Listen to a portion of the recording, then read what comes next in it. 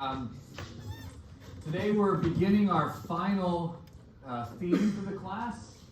We end with Europe in a very different place than where we began due to the French Revolution, due to the rise of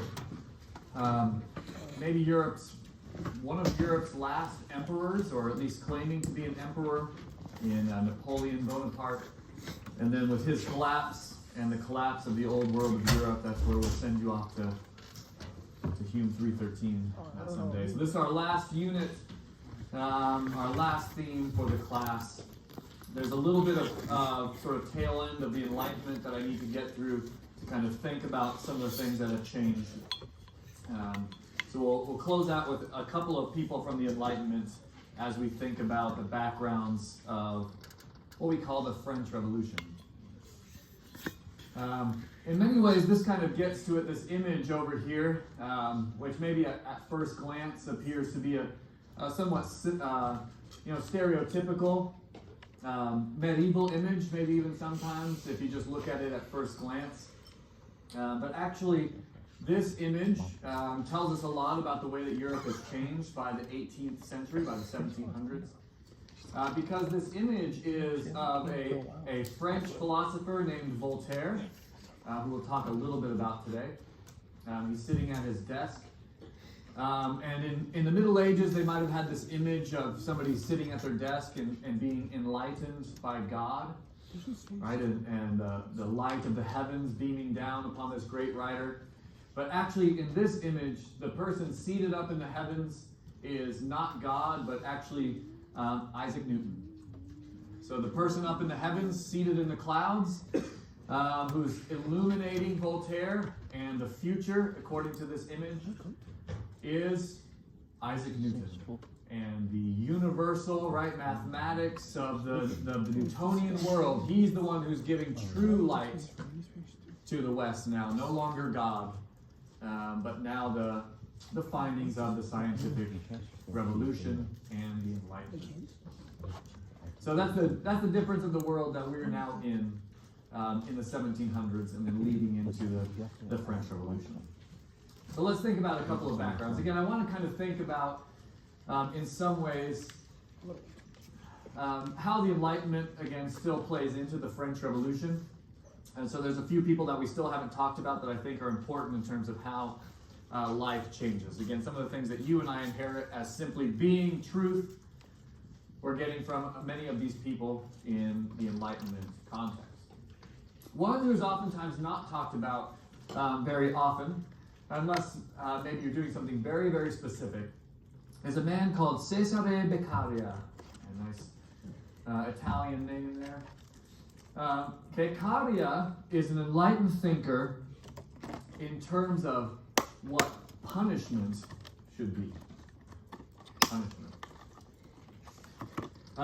In the Enlightenment, Beccaria wrote a document, right? Again, thinking about the literature of education that's spilled over, right, from the universities and into these other academic societies, right? Journals, coffee houses, all that sort of fun stuff. Beccaria wrote a document that's called On Crimes and Punishments in the mid-18th century. So you actually have to think about this as kind of a bit of a philosophy of law. So even in your own view, what does a punishment do in our society? So again, I want to get your opinion. Let's say that you speed on the 101 and you get a $200 ticket, which I think it may be, to be honest. It's been a long time since I got a ticket, praise the Lord. 300? Dude, this state, man, it's just nickel and dimes. $300. So let's say you got caught speeding on the 101 freeway and you get a $300 ticket. Why? What's the philosophy behind that? Yeah, Emma? It's supposed to act as a deterrent. Okay, explain more. To incentivize people not to. Okay. Yeah, so it works as a deterrent. So it's like a perverse incentive. A $300 ticket, so that in the future you'll always have that in the back of your mind. Should I go 80 on the 101? If I do, I may have to spend another $300. And so it's a I don't know, a disincentive. It's an incentive not to break the law, right?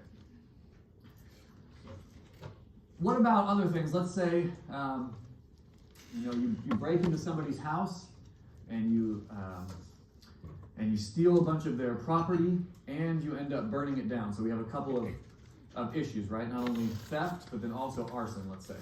And now you end up in prison. Is that still deterrence, that punishment? Like now you're incarcerated. Is that still deterrent? Or have we moved over into a different aspect? You can't leave until your sentence is up. It's not just a fine, but now you have to kind of press pause on your life for a certain amount of time. Is that still deterrence? Yes, Chris. Sorry, Chris, and I'll come to you, Jackie. Sorry, Chris first, and then I'll come to you. I saw his. Okay. Okay. Yeah, so setting an example for others. Yeah, okay. Jackie? Okay. Yeah, so it still comes across as deterrence, but now you're, like I do with my own children, right? Yes, you have to press pause on playing with your friends. You got to go to your room. 10 minutes. Think about what you did. But a really intense version of that, right? You will now think about that for a long time. It has impacted your life. But we still, I feel like both of those are still deterrents, right? One is you're setting an example so that it will deter others who may think about stealing or burning buildings down. Like, I don't want to become like that person over there. And it may be, if that's an inclination that's natural to that person, like what Jackie's is, well, now they won't do it again because they're going to have to think about that pause that they spent a lot of time in. Yeah. Natalie? Did you buy the thing? I can't buy it. Okay. Yeah, yes, good. So now we're making it, I love that, there's a philosophy of punishment in there, right? That there is not all crimes have the same type of punishment, right? And so now you're saying, well, you're kind of meeting that out a little bit and puts other punishments into perspective. $300 is not that much when you compare it to 3 years in jail or something, right? Yeah. Derek, you have anything?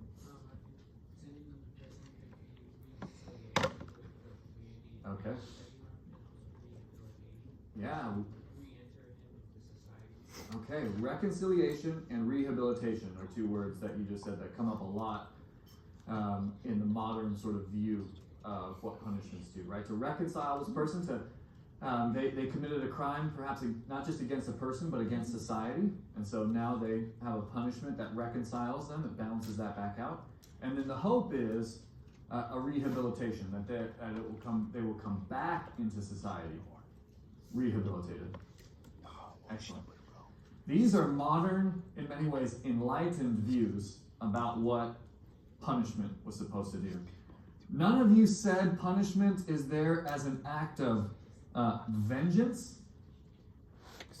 Anybody think that punishment is an act of getting revenge on somebody for what they did to society?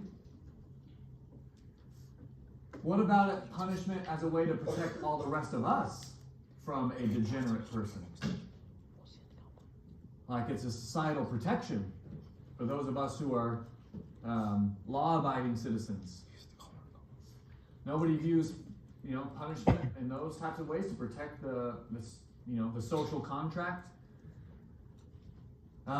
In the Middle Ages, punishment was not about rehabilitation. Let's put it that way. The great word that you just used, Eric, not on anyone's mind in the Middle Ages. People were not intended to be rehabilitated by their punishments. So Beccaria, some of his big ideas here, again, this is an idea maybe that you've never even heard of, but essentially a philosophy of punishment. Why do we punish people? Right? Why do we punish criminals? What's the purpose of that? In the backgrounds, in the Middle Ages, the view was that punishment was intended to be an act of vengeance, right? Of society getting back at you for what you did to society. Now, we don't have to bring up the image before, but if you remember, I gave an image of when King Charles I was beheaded. He was not beheaded in private, not even indoors. King Charles I was beheaded in the middle of London, and everybody in town came to watch it. That was what punishments were supposed to be up into essentially the Enlightenment. You did it in public, and everyone came to see. I mean, not everyone. Some people, right, didn't like what they were seeing. But punishments were there for you to see and to witness, to experience, not only for deterrence, but as a way to say, yes, you tried to get one back on London, well, we got you. You stole from us, we'll steal from you. You murdered this person, well, guess what? You're going to get murdered in front of all of us. And it was that way. Anybody heard of being hung, drawn, and quartered? Anybody ever heard of that? Very, very common in the early modern period. Anyone want to describe it? What is the punishment of being hanged, drawn, and quartered? Don't Google it. If you're queasy, definitely don't Google it, because it's exactly what it sounds like. You are hung, but not fully, just enough so that it hurts and is painful. And then, while you're in a horrible position, they do even other horrible things to you in front of everyone. Drawn is not nice, like I drew a picture. That's not what the word drawn means. And quartered, you can just think about what being quartered, like cut in quarters, means. And they do it in public because we're getting back at you. You have broken the social contract, right? If we're bringing some of these things in together, you broke the social contract, and so to protect it from others, we're going to do this big deterrence, right? It's not just $300 that you have to pay. Come watch as somebody is punished in public in a humiliating way. So the modern idea that people are supposed to be treated with dignity in prisons, right? Or that people are supposed to be, even capital punishment is meant to be done with dignity in the modern West. That did not exist until the Enlightenment. And even into the Enlightenment, the French Revolution does not really care that much about dignity. So it's even maybe on the back end of the French Revolution. But Beccaria was starting that process, For Beccaria, what I think Emma actually said the word first, but for Beccaria, we're actually getting this word deterrence. Deterrence. That punishment should actually meet the level of the crime, and its goal is to deter future criminals. Again, something that you and I just kind of take for granted as a prevailing view of what punishment should be. Beccaria is starting to argue for that as a main driver of punishments. There should not be some shock and awe, but it should deter future people who are thinking about doing X, Y, or Z not to do it because of the punishment that could be meted out to that person. But also, as I just said, Beccaria very much, and this is an enlightened way of thinking, he very much valued human dignity in punishment. Again, being hanged, drawn, and quartered does not preserve human dignity. Does not preserve human dignity. Being hung, drawn, and quartered was intended to humiliate you. And by doing so, it would it's not even deterring, it would frighten others. You have lost your dignity by being caught stealing or murdering somebody, right, or committing some other major offense. And there's no need on the other side for society to protect your dignity. You lost that. Beccaria disagreed. And in many ways, he became an early adopter of things that oftentimes are debated even today, right? The natures of torture or the nature of the death penalty, capital punishment. Today, we just, again, in the West, we assume torture to be wrong and then debate when instances should or should not happen. But that's with the presupposed idea that torture is wrong. When I was growing up, when I was younger, in Guantanamo Bay, they used waterboarding, which is it doesn't sound fun at all. But there was a huge debate about whether waterboarding fit into the cruel and unusual punishment, the idea of torture. And so there were debates on TV amongst policy people, people were yelling at each other about whether this was a form of torture or not. And we still do. You can look it up right now, right? Is waterboarding torture? And see what people have to say. Or even here in the United States, right? Each state has different laws on things like capital punishment. There is not an assumed view that execution is a means of a dignified punishment. It's not assumed, at least.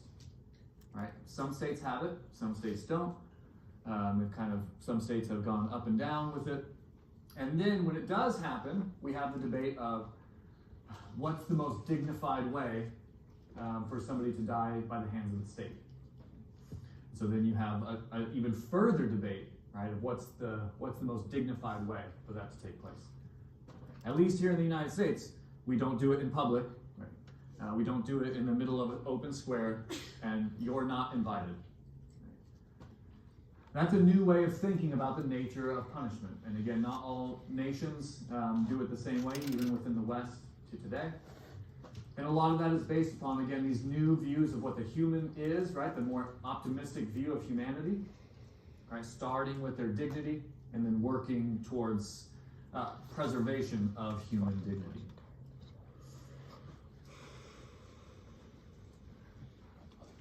So you can see the Enlightenment is touching on so many different parts of society. It's not just religion, although we talk about that a lot. It's not just morality on kind of a bigger scale, but some of these really specific examples of what might actually be moral in any certain situation.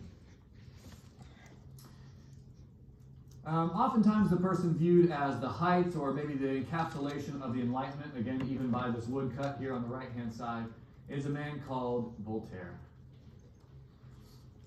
Voltaire.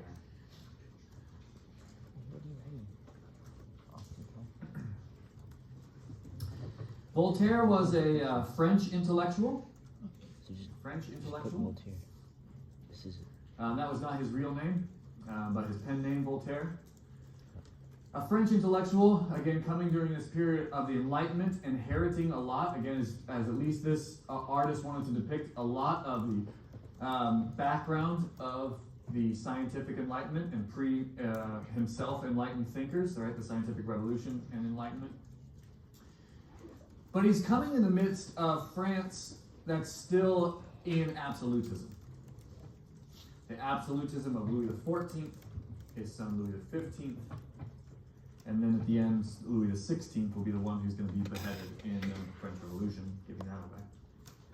But the Louis of the French monarchy are still absolutists. They believe that everything is dependent upon themselves, and right, all the stuff that we talked about in terms of Versailles and the nobles, all that centered around the king. Yep.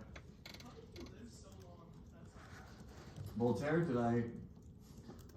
I think those are his correct dates. Yeah, that would be like 80 something. Sheer dumb luck. Yeah. How do any of us live that long? Yeah, great question. Life expectancy is starting to go up, definitely. Even if you read Voltaire, I'm going to talk about one of his most famous documents. It's called Letters on the English Nation, and he actually starts talking about things like vaccines that are coming. He talks about inoculation. So things like that, which are now credited for expanding life expectancy, particularly in the modern world, are starting to come into play in the 18th century. We're not quite there yet, but doctors are kind of realizing, hey, if we wash our hands before we stick them into a human body, it may not spread disease. Yeah, it's pretty smart. Yeah. But things like that are kind of on the trajectory. So I actually don't know at this stage. I feel like we're kind of right in a middle stage of when it's about to start going up. Again, from the Middle Ages, the life expectancy was 40. It says in the 1700s, it was like 40 years. Still 40? Okay. That's what it said. I mean, so Yeah, right. life is still terrible. Okay. So right, this is the problem with the Enlightenment in general. It makes it seem like life is getting better. But remember, one of the things that always drags down our statistics is that infant mortality rates are still very high. Right? getting past the first couple of years of life is like a miracle until the modern world, like the very recent modern world. And so even though it's not uncommon to have people that would live older, because it's so common to have people dying in infancy and or even in just childhood, it always drags down. Yeah, exactly. Yeah. All you statistics people can work through how that would exactly. So I actually thought it would have gone up by this point though. So having it still at 40 seems a little low for this period. But when you get into all that, again, infant mortality, death in childbirth by mothers as well. Don't want to downplay that at all. That's still extremely dangerous. We're still killing each other on the battlefield during this time, and we'll talk about some of those in this class. So I guess now that I'm kind of externally processing, that actually kind of makes sense that it's still 40. But it's going to go up quickly. So again, sheer dumb luck, I guess, that he lives out. How long is that? I mean, 83? Yeah, that's pretty good. Yeah. We should all hope to be 83 someday. In the France of the Louis, multiple Louis, Voltaire's critiques are not accepted. Again, I'll tell you what some of those are in a second, but just knowing that in an absolutist world, right, where it's one king, one law, one faith, the idea of somebody critiquing that very strongly, especially as we'll see, Voltaire critiques it in a really anti-French way by using the English as a good example. Right? And the English and the French, since the beginning of our class, despise each other. Right? Since the 100 Years' War and even before that. So the fact that Voltaire says France needs to be more like England is like just poking the Louis literally right in the eyeball. Right? Like if we want to be successful, let's be like the English. Remember those people who always seem to beat us and everything? And so he's not really very well liked by the French monarchy. He's loved by the French people. Some students ask me, well, why didn't they just kill him? Why didn't Louis just kill him? And that's because the French people loved Voltaire. So you're not just going to kill the person that everybody loves. So Voltaire's popularity might have actually saved him in a world where maybe the absolutists might just, make him disappear at any moment. So, again, getting ahead of myself, one of the things that's most famous about his critiques is that in his exile, he had to spend 3 years in England. As you can see, 3 years in the middle of the 1720s, amidst the English Empire and the English crown. And he viewed this as a net positive, that the English were actually far ahead of the French, and that the French needed to actually emulate what the English were doing. Now I have to fill in a little bit of some things that had just happened right before Voltaire was born. So I'm going to do a quick digression for why England, in his perspective, is superior to France. But you can see by the dates that I'm going to give that this happens right before Voltaire is born. So one of the things that had happened right before Voltaire was born is the English had actually moved into kind of a new phase of their life. Remember, they had their big issue in the 1640s with the English Civil Wars that had resulted in the beheading of their king. But now they've kind of moved past that by the time they're in the late 1600s. And England had actually had its own version, they call it this, of something called the Glorious Revolution. So England had had its own event that they identified as a revolution. So again, coming in 1689, just 5 years before Voltaire was born. So this is the England that he's inheriting, or what he's seeing. And the Glorious Revolution was that the English actually kicked out their king in 1688 and 1689. His name was James II. He's the last of the Stuart monarchs. So the Stuart monarchs are James I, Charles I, Charles II, James II. So pretty easy. James, Charles, James. James had made the big mistake, though. Big mistake in 1688. And James actually converted to Catholicism. So again, big mistake amongst the English. James actually left the Church of England and became a loud Catholic. This set things off in England. They were not going to allow themselves to have a monarch, a king, who was, from their perspective, a papist, somebody who's obedient to the Pope. And so, they kicked him out. A lot of detail that we don't have time to get into. Kicked him out. And instead of becoming a republic, instead of saying we don't need monarchs anymore, the British invited over James's daughter and her husband, and they became King and Queen William and Mary. Okay, so William was from modern-day Netherlands. He's called William of Orange. So he's Dutch.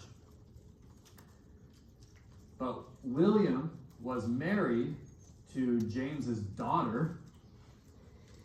So again, you can see his family's all messed up. And so she had like the closest claim to the throne.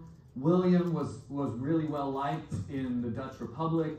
They thought it could help essentially solidify England's power structures again, and to give them a lot of, solid support by inviting over this Dutch prince. And so, literally, William and Mary just cross over the English Channel and become William III and Mary II of England. One of the few monarchies that's a joint monarchy, where both are considered the king, like the proper king and queen. That's why Mary gets the two by her name. They're almost always identified as William and Mary together.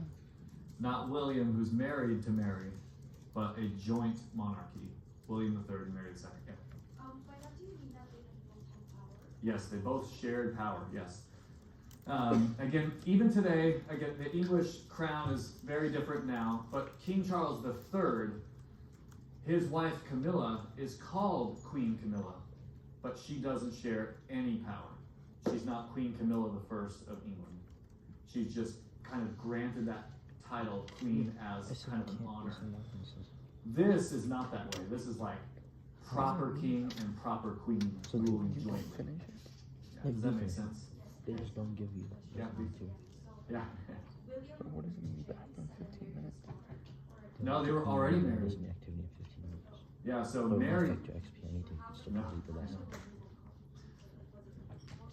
It was forceful, but actually, it's my next. It is forceful. Like, essentially, the nobles and Parliament kick him out, but it's oftentimes viewed in. Oh, sorry, sorry. That says bloodless revolution. If you can't see it in that little yellow thing, but historically, it is. There's a couple of skirmishes, but this is a very peaceful revolution. Literally, Parliament just says, James, you have to go, and pushes him out, literally of like the palace. He escapes to France, and then they just send over to William and Mary, like, hey, come invade, and they just land and take over the crown. It's really kind of a simple. I mean, nothing's ever that simple, but it's literally called the Bloodless Revolution because almost nobody died in this revolution, literally. Mary was already married to William, so they had a clear sort of lineage. William was powerful and popular, so they just literally said, hey, come on and invade us. And they invaded England and took the crown. Yeah. Now, one of the things that's different about this is to allow William and Mary to do this. Parliament essentially asked for some quid pro quos, or hey, we'll give you the crown, but you have to accept some laws. You can come over and we will just hand you the monarchy of England, but we're going to limit some of your powers. If you're okay with that, then come get it. If you're not okay with it, then we'll move on to somebody else. So this is the part where England used its leverage to get some concessions from the monarchs But bro, look, that other kingdoms did not have. excellent. One of the biggest things is something called the Acts of Toleration, 1689. Before you actually do that, look, because it costs you. It doesn't cost you. In 1689, when they accepted the crown, England said, but you're going to have to accept these laws. The biggest ones are the Acts of Toleration. Hey, why do you have lives? This is what makes, in the late 1600s, England a more religiously plural place. You're not on your school account. You should have So some of the summary of what the Acts of Toleration do. One is it allows free worship, and this is, I'm very intentional about these words, for Protestant Trinitarians. I'll put this up later, but what does that first word exclude? Who cannot worship freely under the Acts of Toleration when you have the word Protestant there? Yes, ma'am? Catholics may not worship, exactly. So again, this is one of those things that we say toleration and you think, oh yeah, pluralistic, anybody can worship freely? Nope. Catholics, still not allowed, and I'll put that up in just a second. So that's why Protestant, very important. Trinitarians means, right, that you have to believe that God is Father, Son, and Holy Spirit. You must believe that. You cannot believe that Jesus is not God. Cannot believe that and worship freely. So you have to. There's a really famous group that's growing called the Quakers. If you've heard of the Quakers ever, there's still a denomination in the West. The Quakers have grown a lot in the 17th century, in the 1600s, and this part's trying to exclude the Quakers, who are usually viewed as non-Trinitarians. So no Catholics and no Quakers. But all the rest of you can worship freely. However, you must swear an oath to the new king and queen. Any of you ever had to swear an oath? Not make a promise, swear an oath, and you don't have to raise your hands, but if anybody wants to, anybody had to swear an oath before and want to tell me if they felt any different than just making a promise? To like your parents, Mom, I promise I'll never lie again, versus putting your hand on something and saying, I swear to tell the truth, the whole truth, and nothing but the truth. Anybody willing to say they've done that and tell me if they felt any different? Karen? I just did it like when I renewed my passport. They're like, you have to swear, and I was just like, Okay. okay, I just want to get this over with. Yeah, I just want my passport. Leave me alone. Yeah. Did it did make you feel any different than if you had said like, yes, Mom, I'll never lie again? It feels a little more intense. Okay. Yeah. Why did it feel more intense? Again, just gut reaction. Why? Why? I get mad. Yeah. You do it. Yes, yeah. You don't understand all the implications yet. Like, who am I swearing to? What am I swearing to exactly? Can I look this up somewhere? Right? It feels kind of intense. Like, yeah, but I don't know exactly what I'm swearing to. But I know it's important. Yeah. Anybody else? Anybody have that? That experience of doing an oath? My father he was a Canadian, he became a U.S. citizen, he had to swear allegiance to the United States. At that point, he had to renounce his citizenship to Canada and become a U.S. citizen. By putting that, and they had a party, he was pumped about it, all that sort of stuff, So for him, it was very meaningful. Yeah, Chris? The Boy Scout oath, have you had to do that growing up? Yeah. Can you recite it for us? That was like elementary. Oh, shoot. Okay. Did it feel any different? Young elementary school Chris giving the Boy Scout oath? Yeah, you belong to a community, yes, yeah. There's a connection here to people maybe you've never even met before that you're joining into. Good. One of the things about people in the 16s and 1700s is that when you swear an oath, you're actually swearing this oath to God, right? And that has really meaningful implications to it, because God might hold you to account, right? These are not people who think, oh yeah, I've said all sorts of things to God and then moved on with their lives. This is, God may punish me if I don't live up to this oath. And they believe that very clearly. So by saying you have to make an oath to the new king and queen, you are asking something really substantial to somebody. Again, maybe akin to renouncing your old citizenship in a country and gaining a new one. That seems pretty substantial in the modern world. right? Or again, maybe going before a jury and saying, oh boy, I have to tell the truth because I could be held in contempt or perjured if I lie under oath, right? Something of that level. God is the one who's going to say, you purged yourself if you lie about this oath. So that's actually pretty substantial that they're making all Protestant Trinitarians make that oath to the new king and queen. The next thing is that you can't, oh, I'm sorry, Nick, go ahead. So with oaths nowadays, especially like in court, Yeah, when you swear an oath because you're under oath, yeah. is that still signatory towards God, especially in this separation of church and state that we're seeing today? Especially? Yeah, great question. Actually, it's a great question. Because I'm not a lawyer, I want to give that very clearly. This is not legal advice. No, not in the United States. However, most people still like when they take their oath, they still say that line. Yeah, it doesn't have to be on a Bible. You don't have to do that, but it's on a Bible, and usually, it's "So help you God," right? So we still have that in there. But for the United States, you've now entered into a new legal status at that moment, where what you lie about can be held against you. Whereas, right, I could sit here and lie all day, and you can put it on my course evaluations that he's a liar, but nobody's going to show up saying that I'm a liar and put me in handcuffs and throw me in jail, right? But at that point, you enter into that legal status. So for the United States, no, but I can't say that across the Western world. Yeah, good question.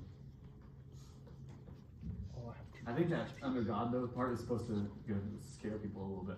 It's like, God's watching, as if he wasn't watching before you put your hand on that Bible, right? Like, oh, shoot, he wasn't watching, but now he's watching, right? I better tell the truth.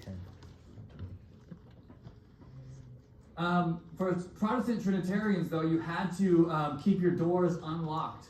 That was part of the law. You couldn't go into a church or into a random basement somewhere and lock your doors.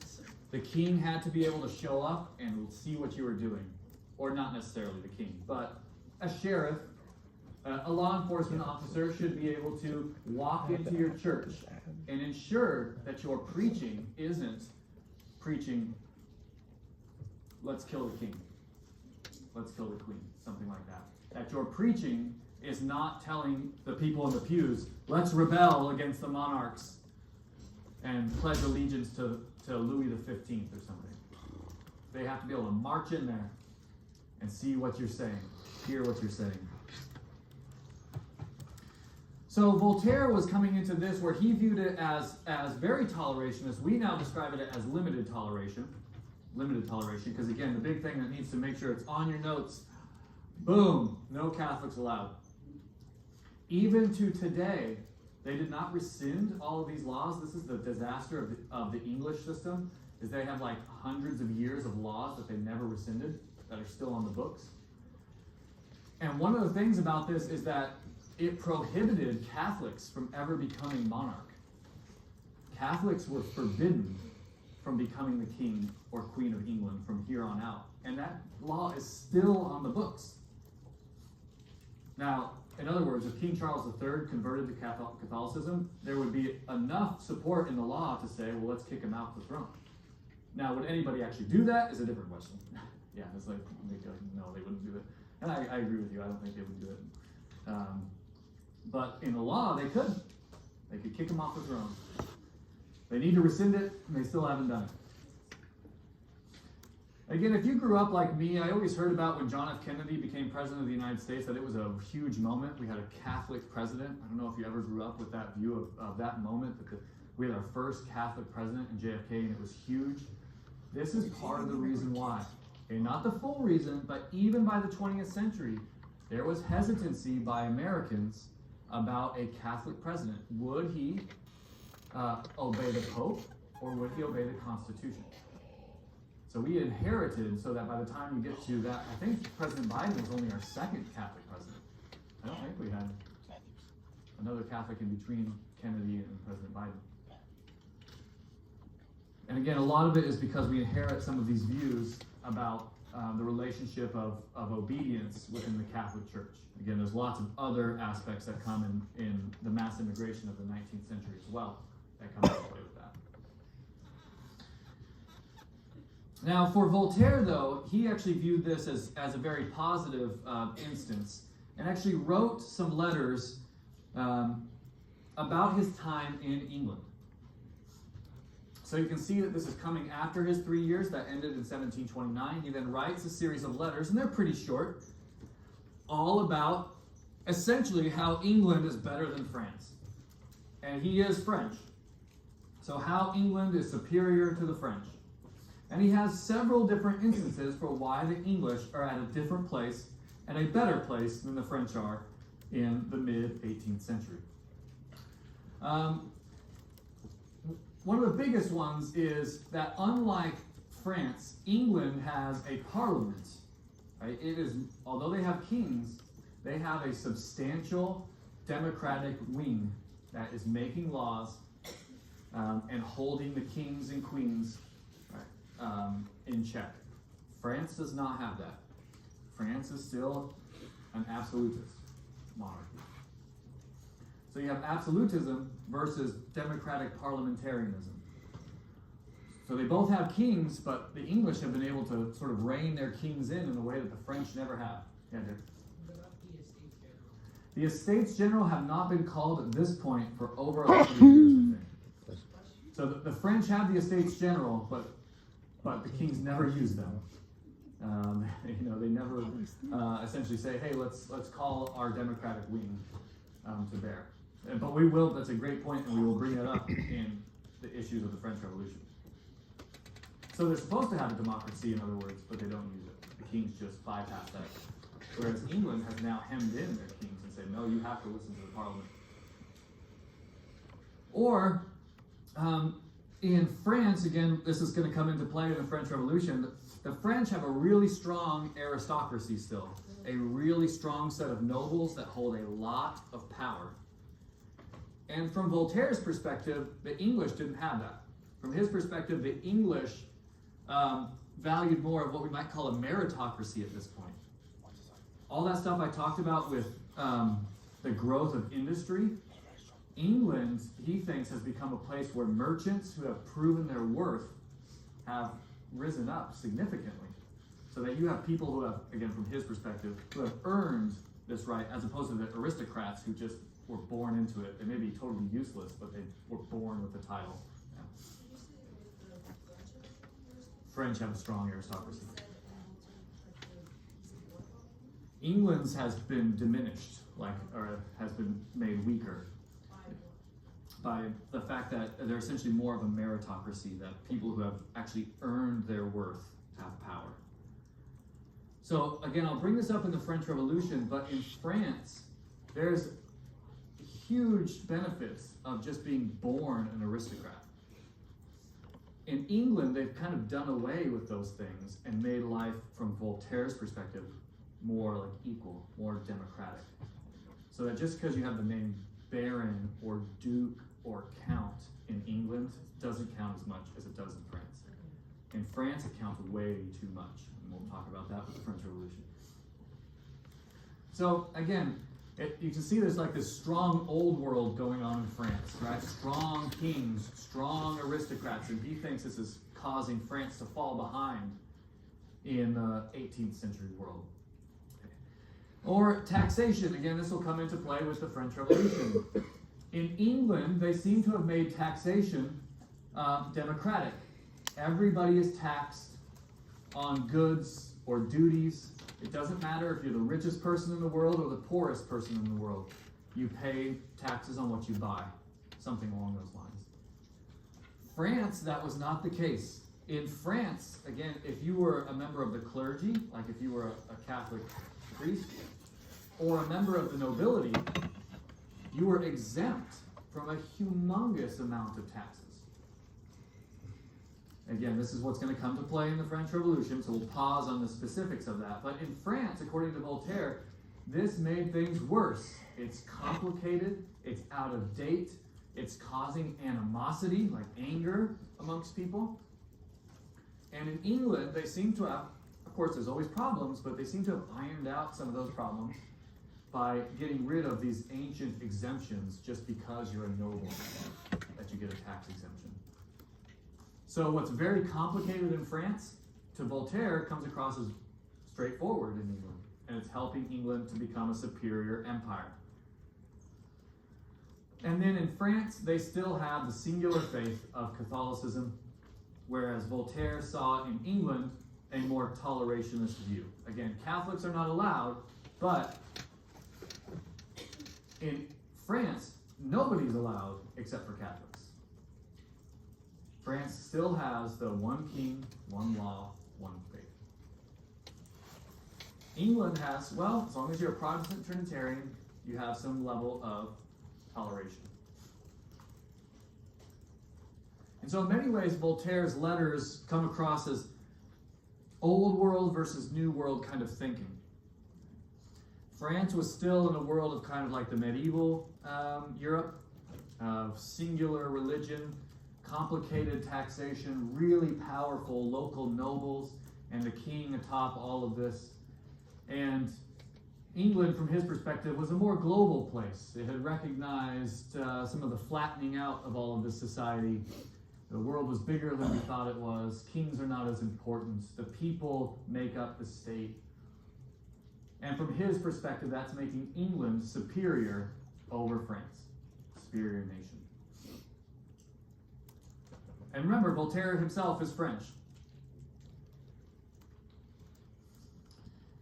Yes? You said in England, as long as you're a Protestant Trinitarian, you have what? Toleration. You can worship freely.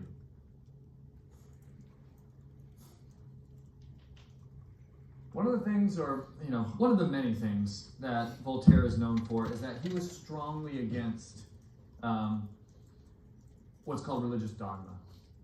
These old, from his perspective, this is all his, me putting words into his mouth maybe to a degree, but the old world of really strict religious beliefs, he was against that type and used this term sort of dogma. Things that you can't shake, you can't question, you can't get around. He was very much against that old world dogma that he thought France was still living under. And he viewed the priests of the church, the clergy, as themselves tyrants. So this wasn't just the monarch was a tyrant, but the bishops and the priests themselves were also versions of tyranny. And again, it's based on this dogma. They have these strict beliefs, and you must believe them. If not, then you will be punished. And the church will be one of the places in which you are punished.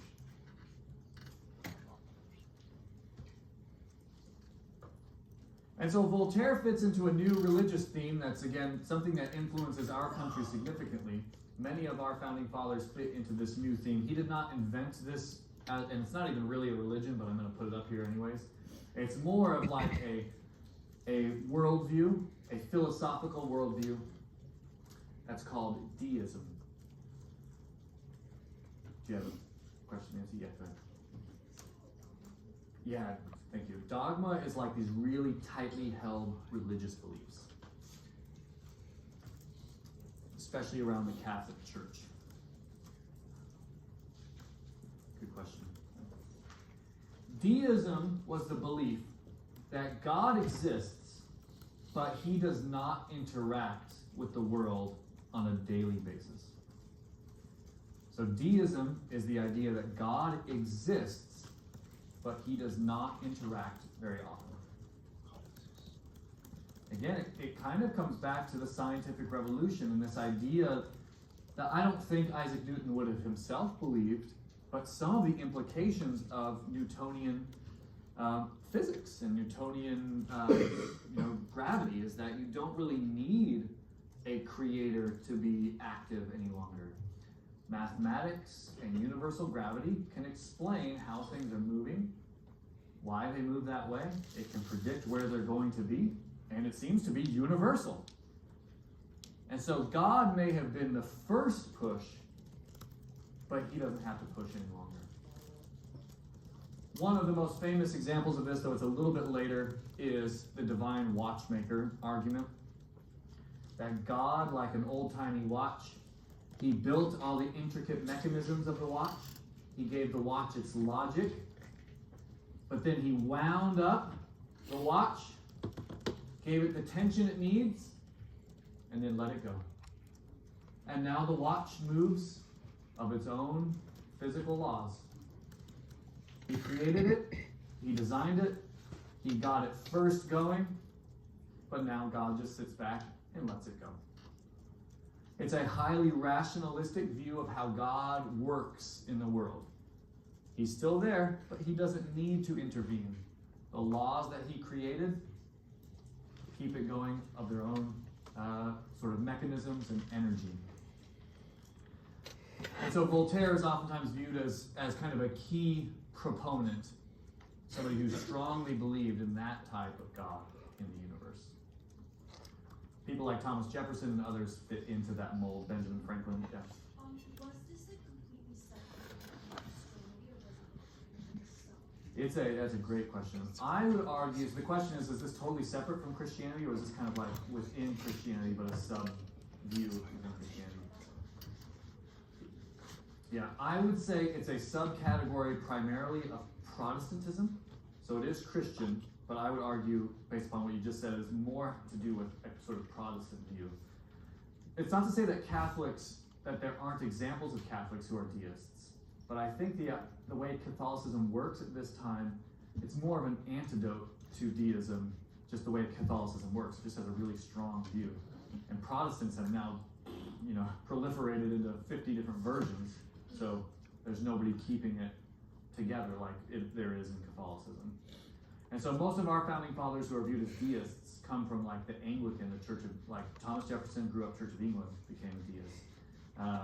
Benjamin Franklin. George Washington kind of fits somewhere in between, but it tends to be more of like Protestants who then go to the next level. So it is Christian though, I would say. Yeah. All right, let's take a break and we'll come back at, what time is it?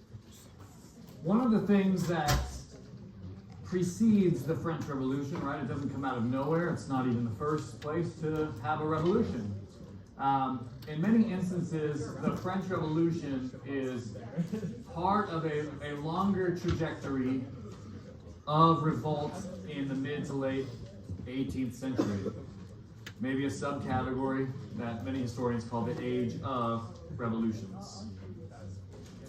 But one of the things that leads up to the French Revolution more broadly is the changing of the map. The map of Europe, again, has been rapidly changing during our full 400 years, really, in this class. But it's beginning to change very quickly in the 1700s and into the 1800s. And we enter into a period of European warfare again in the 18th century. And again, I'm going to kind of skate over some of them to get to kind of the bigger aspects that lead to the French Revolution. One of the ones that's bigger, that changes the dynamics of Europe, and this will come into Hume 3 if you take that someday, is that up in the Holy Roman Empire, there is a new empire that's developing, a new kingdom that's coming in its northeast border that's called Prussia. And you can kind of see it up there, right under where it says Baltic Sea, at the sort of top right of the map, is Prussia. This will come into play a lot, again, in Hume 3. Prussia is in many ways the kingdom that predates modern-day Germany. And so there's going to be a lot of, I think, talk about Prussia and its dominance in the lead-up to the World Wars in Hume 3. But Prussia has been growing now amidst the Holy Roman Empire. And it recognizes that the world is changing around it. And Prussia makes some good moves for it to become really powerful quickly. So Prussia, essentially like other absolutist areas, decided to reform in the 18th century.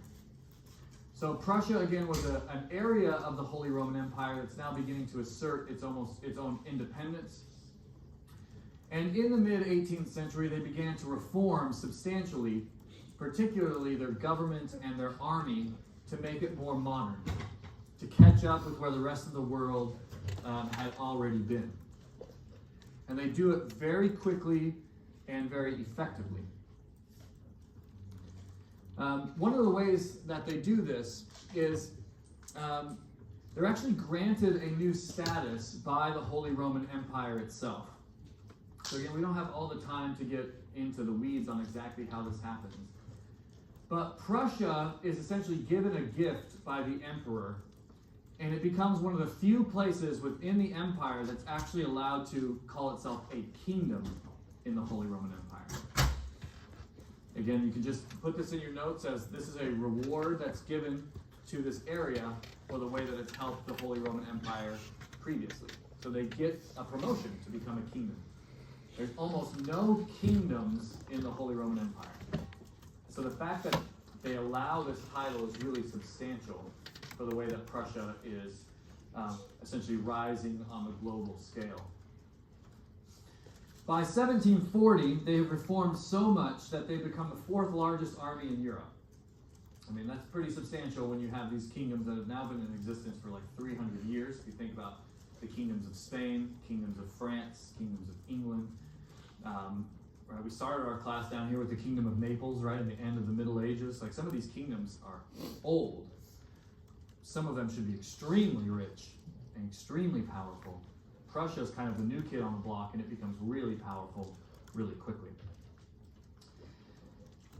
One of the ways it was able to do this is that it, like other absolutists, it raised taxes pretty significantly on its people, right? This comes with, a big price tag, and so many monarchies have to raise taxes in order to pay for the large armies or the colonies. But unlike Louis XIV's France, right? Louis got all those taxes and then spent it on Versailles. Became very lavish in his own sort of court and his retinue. He just used the money on warfare. The kings of Prussia did not use this money to make themselves very rich. So they taxed a lot of people, but they avoided all the trappings of luxury that the French had gotten themselves into.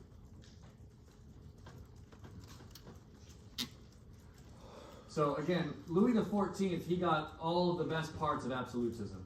He was rich, he was powerful, he could live in luxury, but it's going to hurt his son and his grandson because he doesn't set any policies that are actually like building, the necessary solvency in France.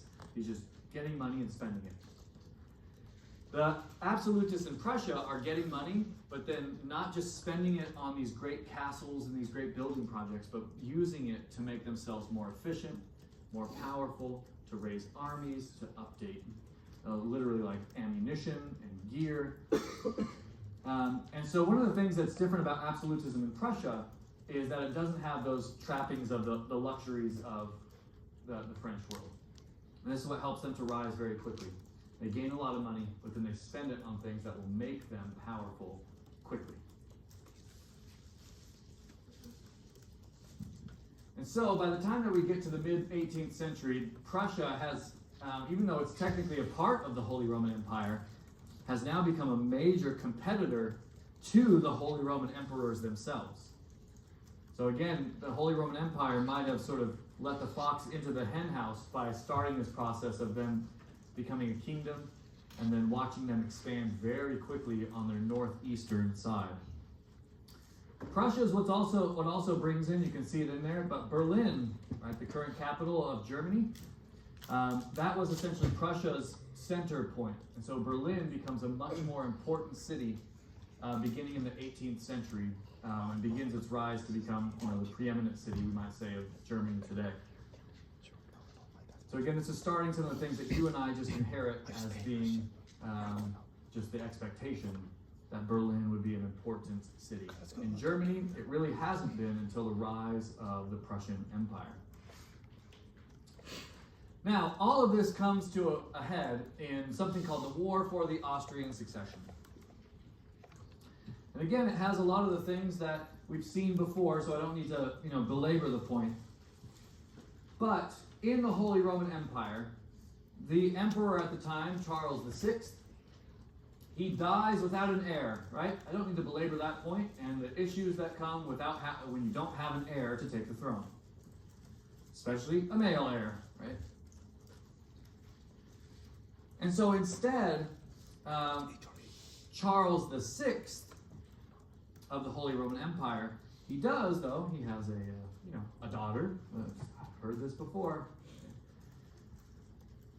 And his daughter is the one that claims the throne of the Holy Roman Empire. So now you have essentially Empress Maria Theresa. But the same baggage is there when you have a female ruler. Because when Maria Theresa, when she claims that she is the next legitimate empress of the Holy Roman Empire, instead of saying, okay, Prussia instead decides, we're going to invade. They take their opportunity to say this can be a contested succession. And so Prussia, you can see that deep sort of yellow, that's called Silesia. The Prussians invade that part of the Holy Roman Empire.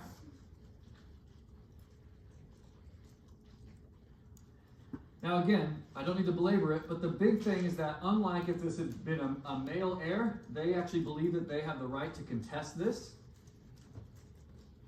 Again, a lot of it has to do with the fact that Maria Theresa is a woman, and with all the same baggage that happened under Henry VIII of England. It may be a power play, right? In the long run, it may just be totally political and using this instance to set off something that they were planning to do regardless. But one of the things is that the map starts to change at this point, and countries start to take sides, and we start to see these really weird shifts of geopolitical power happening. So nations start to take sides in the War of the Austrian Succession. Okay, so on one side you have the pro-Prussia side. That ends up being France and Spain, which again is very different. 100 years earlier, right, in the 30 Years' War, France sided against Spain so that they could also be against the Holy Roman Emperor. Well, now those things have shifted. They don't want to see the rise of Prussia. They don't want to see any more in terms of the rise of the Holy Roman Empire together. Both sides don't want this, and so they join on the side of the Prussians. And then on the other side, you have the pro-Holy Roman Empire, who are two Protestant nations of England and the Dutch Republic. But this is not just about Europe, as we'll see, right? Again, we've talked about colonization now. You always have to remember that there are places throughout the world that people are making choices like this so that they can hurt a nation in their colonial enterprises.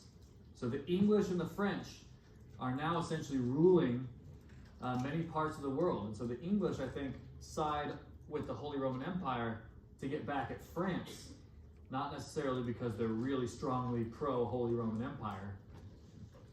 And same with the Dutch, who of course now have, the English have a Dutch king, right? So we've seen connections there as well in terms of,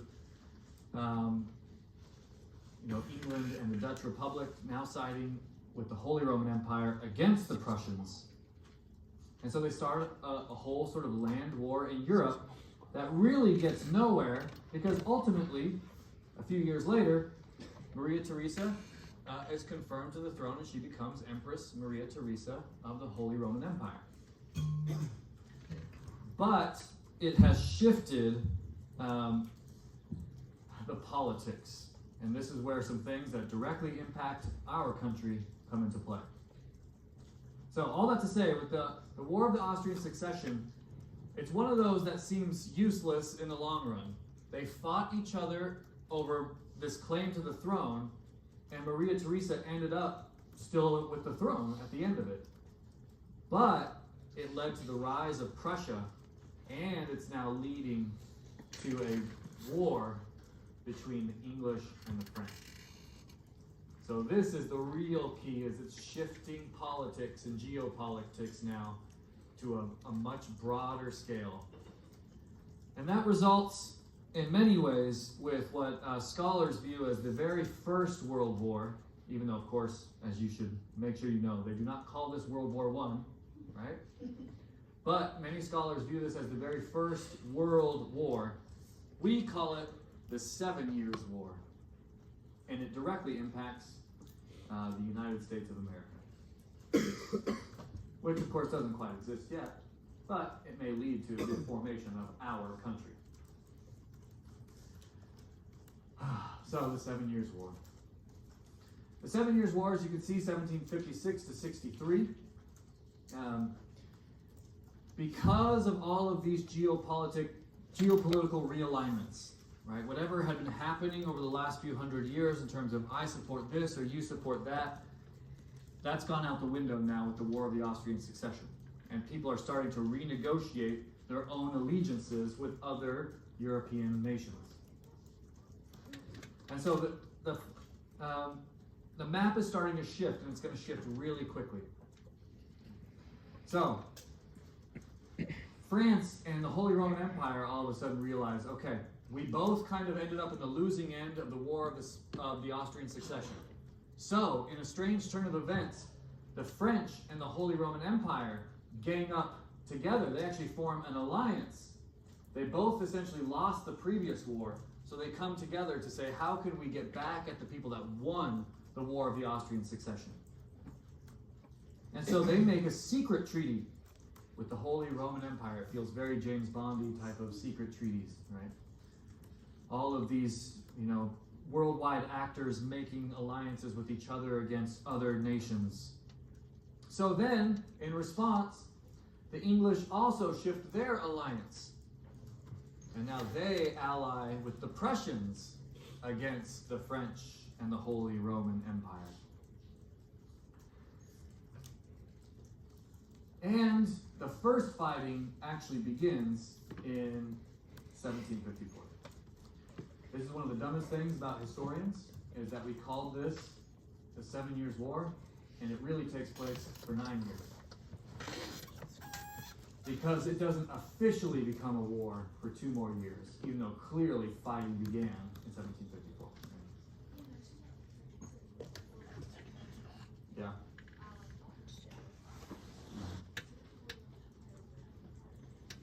Yes, great question. So Emma's bringing back up, well, Maria Theresa ended up as empress, so how did they lose? Because they had to essentially cede that area of land that Prussia invaded, Silesia, in order to end the hostilities. The Holy Roman Empire actually had to give away that land. So they actually kind of got humiliated in the long run, even though Maria Theresa ended up as empress. Because they had to give away that land, they essentially had to admit some level of defeat or some level of recognition for Prussia that they did not want to do. Does that make sense? Yeah. So it comes down to the intricacies of the treaty, who got land and who lost it. Yeah, great question. So we call it the 7 Years' War because of the official dates, 56 to 63. The fighting actually begins in 1754. And again, scholars now oftentimes refer to this as the truly first world war because of colonization. Aspects of worldwide colonization are now coming into play in a way that they never had before. Because you have fighting in Europe. Again, they're fighting each other in Europe. Again, Germany feels like it's getting caught in the middle of all of this stuff. It feels like a 30 Years' War to a degree, again, with the Germans. But they're also fighting in the New World. That's going to come into play with our country and Canada. But they are also fighting in places like India. Outside the scope of our class. But Westerners had colonized lots of parts of South Asia, Southeast Asia, and into East Asia. And India, modern-day India, is going to become the big front in the 7 Years' War between the English and the French. And so many scholars put it out there very clear, like this is bringing in the entire world now. This is not just a European, it might be, right? The 30 Years' War might have been absolutely devastating, but it was devastating for Europeans. This is going to be devastating on a worldwide scale. And again, it's going to change the dynamics of the world. So, that's the question at stake here. Again, from the European perspective, that's what's at stake here. Let me see if I have a better map. Yeah, there we go. The question here on a bigger scale between the English and the French, and I think they actually are asking themselves this, maybe if they're not doing it out loud, there's definitely an aspect of this. And the question in the 7 Years' War is, who's going to rule the world?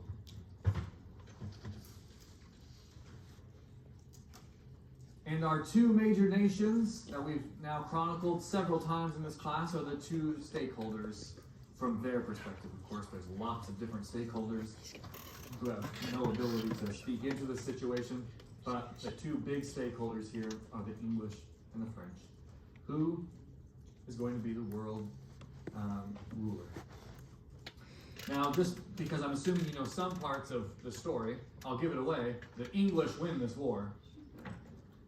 And so really, in the long run, it's the English who end up being right. If you know about the English Empire of the 19th century, eventually the King and Queen of England actually take on the title in the 1800s as Emperors of India in the 1800s.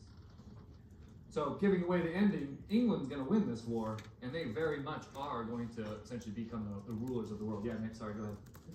There's so many places in between all these countries fighting, like Sardinia. Yeah. And Sardinia, I would say, has a really weird outline. It has island below and in between France and Austria. Yeah. Does anybody take it, or why are they still there? Does nobody want to copy these places? Oh man, that's a great question. I don't know the intricacies of that at this stage. Yeah, it's a great question. Napoleon is from Corsica, and he's viewed as being like from the middle of nowhere. So that's the only thing that's coming to mind right now is maybe at this point, like those islands are just sparse and unnecessary at this point. But that's just me riffing based upon my knowledge of Napoleon, not necessarily what's going on in the 7 Years' War. Yeah, good question.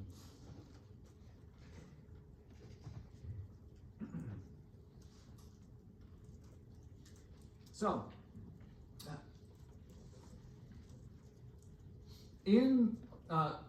let's just put it this way, throughout the world, right, there have been these instances, particularly in the New World, where the English and the French have continuously been sort of fighting for the same frontiers. The biggest one, right, is the frontier around the Mississippi River at this point, where one side, usually the western side of the Mississippi in the mid 18th century, is French. Right? I don't know if you've thought about any of those cities, like again, St. Louis is the clearest one that's very much named after the French, Saint Louis, Louis IX of France, even Louisiana, right, being very much a French word, right, the colony of Louis, and the eastern side being British. And so they're very much fighting for these colonial possessions. And again, you can see it all the way over here into modern day India, right, that you have British gains by the mid 18th century as well. And again, you can see all those slashed lines in North America, particularly as they zoom into the eastern seaboard of the east coast of America.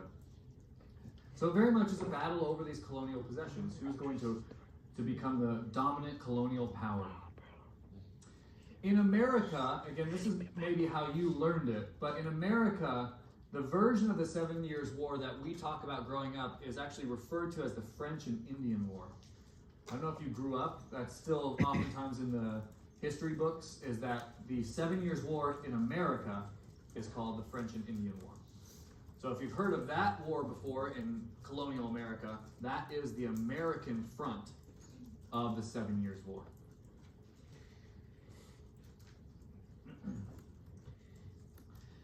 Now, I can't go through all of this because it's way too much, and again, we need to get to the French Revolution at some point in this class.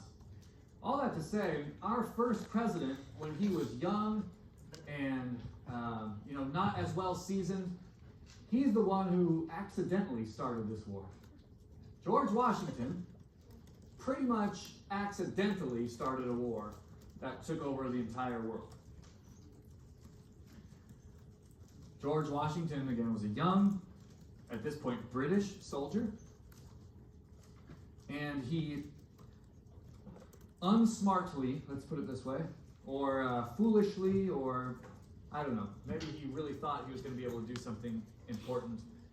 He accidentally attacked a French fort called Fort Duquesne. That's how you pronounce that. Fort Duquesne, which is now the city of Pittsburgh. So there was a French fort in what is now Pittsburgh, which is in western Pennsylvania, that Washington essentially accidentally attacked, or attacked somewhat foolishly, in 1754. And this is where the 7 Years' War really should be viewed as beginning, because this is what sets off a lot of the troop movements, particularly in the Americas, between the English and the French, is when this young, foolish soldier in the British Army decided to attack Fort Duquesne. In the long run, the English win this war, but not what was intended. Not what was intended. In fact, after this, George Washington thought he was going to retire.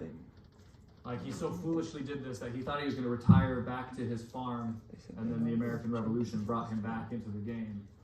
But in the early days, Washington was not viewed necessarily as this great leader that was going to become, the one who led the American troops against the British by any means, and in fact sort of started this war. And this is when troops start to move. So that's why 1754 is really the date that we should give for the start of the 7 Years' War. But war is not officially declared for 2 more years.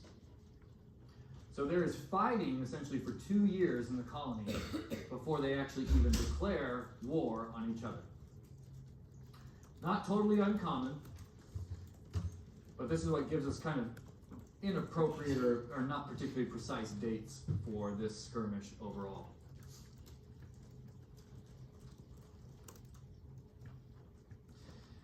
Now the British, maybe Voltaire is right, the British have some advantages that the French don't seem to have at this point. One of the biggest advantages that the English now have that the French have not developed is that the English have a national bank. Now this is very common. Pretty much every nation has its own federal bank of some, national bank of some type. At this point, the French did not have their own national bank, so they had to take out loans at crazy interest rates from private banks. The English had their own national bank, so they could actually take out loans at comparatively low rates. I know that sounds very boring, but that will come into play pretty significantly in this thing called the American Revolution. So, the English can take out loans at low rates, unlike the French. And they do this to build a humongous navy. They really become the navy of the Atlantic world in the 18th century, in the 1700s. They could build a lot of boats relatively cheaply. The French cannot do that because they have to take out private loans from private bankers that may give them terrible interest rates, right? They have to pay back way too much money. So they just cannot take out that much money. And absolutism's coming back to hurt them. If Louis had just had any type of frugality and put any money away into the bank, they might be really rich, but he didn't. And so now they're dealing with that issue as well. And so the English actually continue to expand at the expense of the French, because the French do not have their own national bank. They cannot essentially give themselves interest rates that are beneficial. So they have to borrow from other nations, and they simply could not mobilize as quickly as the British could. So an economic hindrance actually became a military hindrance to the French at this point. And it's actually adding to the French debt significantly. So that the English in North America in particular are able to make some fairly significant gains. In 1759, only 3 years after the war begins, the English are able to capture the city of Quebec City in modern-day Quebec in Canada. And by the end of the war, the English actually end up controlling pretty much all of eastern North America, because of the way that they're able to mobilize their armies in the New World in a way that the French cannot. So again, a lot of the things that even my own family inherits. I told you earlier that my dad was a Canadian immigrant. And he had lots of, spells color with a U in there. A lot of that comes down to why he doesn't speak French and why he speaks English to this event. At the end of the French and Indian War, the 7 Years' War in the New World, England ended up controlling all of Canada, including these former French places that were called New France up in Canada. Even Quebec, which still speaks French, became an English colony at the end of the 7 Years' War. So that our neighbors to the north still on their coins have, well, now it will be Charles III at some point, but Queen Elizabeth II is still on their coins because they are a Commonwealth of the United Kingdom. And it comes into play here. But that, that's a great noise to make to remind me that class is over. So I will end there, we'll pick this up.